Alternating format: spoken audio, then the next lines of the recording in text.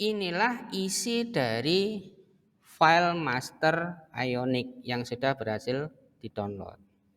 Anda perhatikan di sini ya, ada file-file yang berada di luar dan ada file-file yang nanti berada di dalam folder-folder.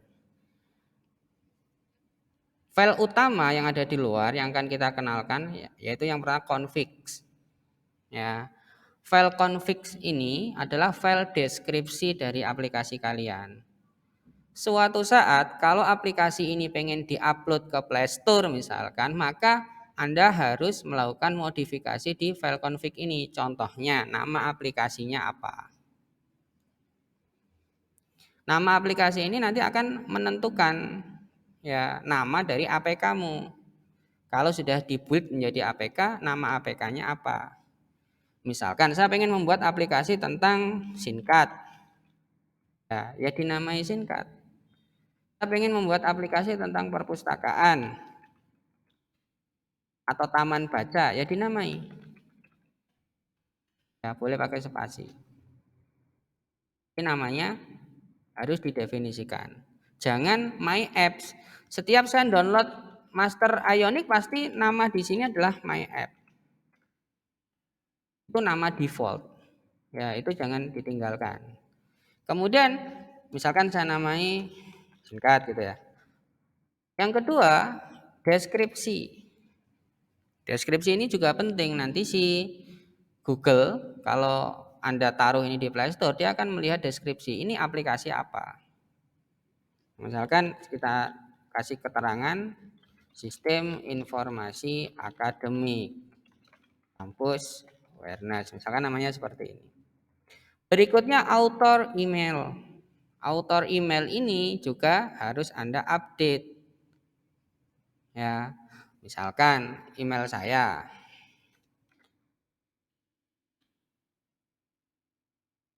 Gitu. Kemudian ini kita kemudian bisa ditaruh di sini. Nah, ini bisa dinamai nama kalian boleh atau nama tim kalian apa misalkan.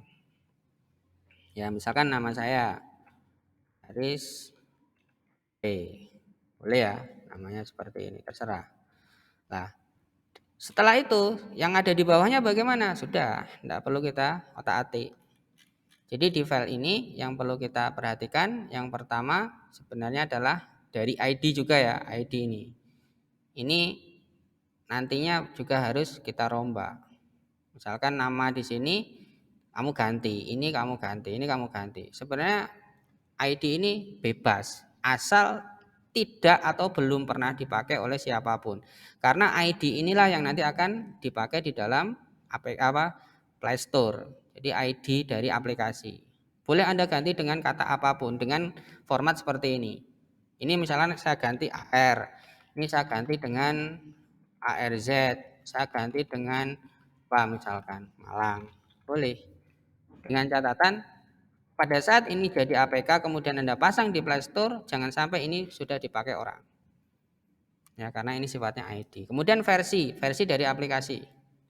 Versi berapa sekarang? Makanya pada saat Anda nanti melakukan editing aplikasi, ada update terbaru dari aplikasi, versi ini pun harus dirombak. Dan saat sudah jadi APK, Anda upload lagi ke Play Store, otomatis siapapun yang sudah install APK kalian itu akan diberikan notifikasi bahwa ada update versi dari APK tersebut. Tapi kalau Anda melakukan perubahan script dan sebagainya, informasi ini tidak Anda edit, kemudian APK-nya jadi Anda taruh di Play Store ya, tetap siapapun yang sudah menginstal aplikasi ini tidak akan diberikan informasi bahwa ada update. Jadi version dari file ini itu penting. Ya, kemudian name tadi, deskripsi dan author. Sisanya sudah biarkan saja. Yaitu config. Kemudian package JSON. Nah, package JSON ini nanti isinya adalah informasi semua file-file ya, semua service-service yang terinstall di dalam project Ionic kita. Dan ini akan terus bertambah. Misalkan Anda pengen membuat project standar, hanya menampilkan data saja. Mungkin di sini tidak terlalu aneh-aneh. Tapi saat Anda ngomong, saya pengen membuat project untuk bisa mengkondisikan kamera dari HP misalkan. Atau mengkondisikan device tertentu di dalam HP. Ya, misalkan device GPS atau apa. Maka Anda akan menambahkan plugin baru di sini. Nah, file tambahan itu nanti apa akan diinformasikan di sini. Versi berapa akan diinformasikan di sini. Jadi dengan membuka file ini maka kita tahu apa saja ya file-file tambahan yang sudah tertanam dalam project kita ini, project Ionic ini. Ya. Oke. Berikutnya kita masuk ke dalam folder. Folder yang nanti akan sering kita gunakan itu ada di SRC. Ya, ada di dalam folder SRC. Anda perhatikan di folder SRC ini adalah folder utama dari project. Nah, di dalamnya ada subfolder app. Nah, di dalam folder subfolder app inilah nanti akan kita desain tampilan-tampilan. Misalkan saat ini saya baru mempunyai subfolder namanya home. Berarti tampilan dari project saya kalau dijalankan itu nanti hanya ada satu halaman yaitu home. Makanya tampilan subfolder home ini nanti akan kita sebut dengan page atau halaman. Kalau kita klik, kita mekarkan akan ada home routing module.ts, home.module.ts. Lihat ya ada ts berarti ini TypeScript. Kemudian home.page.html berarti ini desainnya. Jadi kalau kalian nanti akan mendesain tampilan itu yang dibuka ini. Nah, Anda mendesain di sini tampilannya. Kemudian home.page.scss akan kita buat di sini. Dilihat ya. Kemudian ini spek. Ini tidak sering diotak-atik. Kemudian home.page.ts. Lah, yang terakhir ini itu yang nanti akan kita isi dengan perintah-perintah logika pemrograman, bisa if, bisa for, bisa apapun untuk khusus halaman home.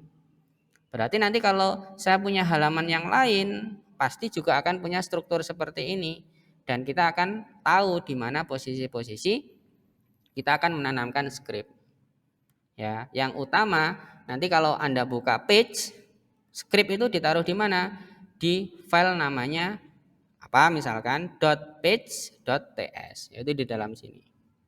Sedangkan untuk desain ada di HTML, untuk styling ada di SCSS. Lah, ini nanti akan bertambah terus. Bagaimana cara membuat atau menambahkan halaman baru? Cara menambahkannya Anda buka terminal.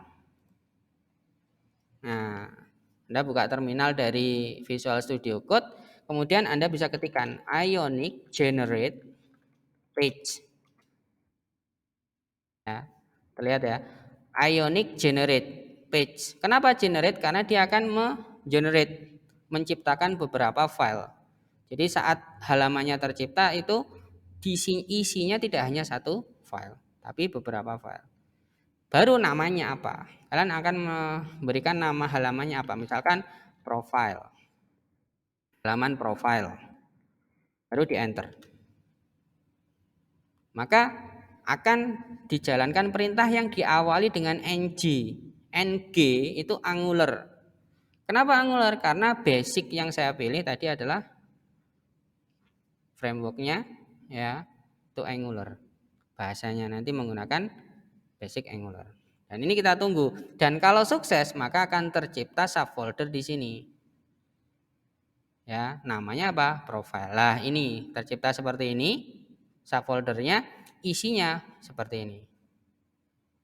Lah terus sambungannya kemana Pak halaman-halaman ini? Halaman-halaman ini sambungannya ke routing. Ini ada di app juga, di folder app ada app strip routing.module.ts. Jadi ini sambungannya ke sini. Jadi setiap saya menciptakan halaman baru, otomatis akan tercipta script di sini yang isinya adalah bagaimana nanti halaman tersebut dipanggil. Kalau di dalam Laravel ini root ya. File yang nanti mengarah ke root, makanya disebut dengan routing. Ya, kalau di Laravel filenya namanya web ya. Kalau di sini itu app strip routing.module.ts. Contohnya misalkan saya pengen menjalankan home, berarti nanti dipanggil dengan /home. Kalau saya pengen menjalankan profile, berarti nanti dipanggil dengan /profile seperti itu. Nah, ini kita buktikan dengan menjalankan projectnya dulu ya. Kita jalankan projectnya, buka terminal lagi.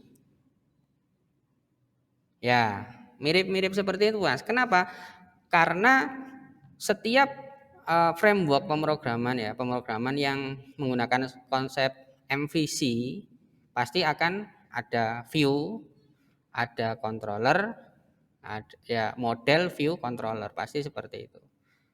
Ya, cuman tata letak filenya, nama-nama filenya itu beda. Tapi kalau bisa kita rasakan, oh ini tuh controller. Contohnya controller kalau dalam page itu mana controller nantinya ada di ini file ini. Setiap file seperti ini controller karena dia akan mengontrol. View-nya mana? File HTML. Ya kan? Modelnya mana lah itu yang belum ada.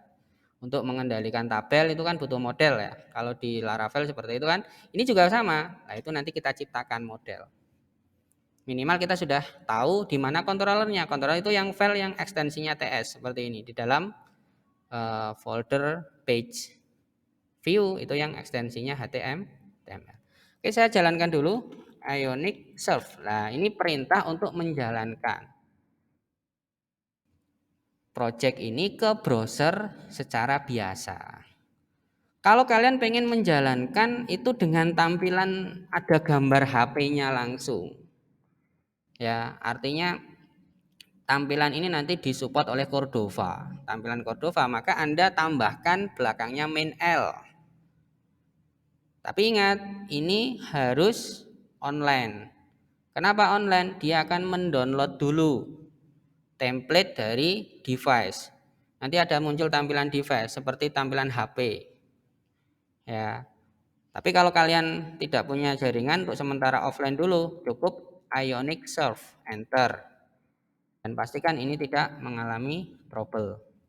Kalau ini oke, jalan, otomatis dia akan memancing berjalannya browser. Ya. Ini kita kenalan bagian-bagiannya dulu. Nah, tadi kita sudah sampai di pembahasan tentang root ya. Berarti nanti kalau saya punya 50 halaman bagaimana? Ya akan muncul di sini. Terus halaman yang muncul otomatis pada saat proyek ini dijalankan itu yang seperti apa, Pak? Anda perhatikan. Ini ya, Anda perhatikan. Ini informasi tentang root halaman home. Kemudian ini informasi tentang root halaman profile. Nah, di tengah-tengahnya ini ada informasi tentang pad yang kosong. Pad yang kosong itu mengartikan bahwa ini adalah halaman yang pertama kali nanti akan dipanggil. Ya. Jadi pada saat pertama kali proyek ini jalan nantinya, sukses jalan, itu mana yang muncul? Itu kan kita belum mengetikkan root apapun. Berarti rootnya itu root kosong, tetapi oleh Ionic dia di redirect. Jadi dilemparkan ke home seolah-olah membuka ini.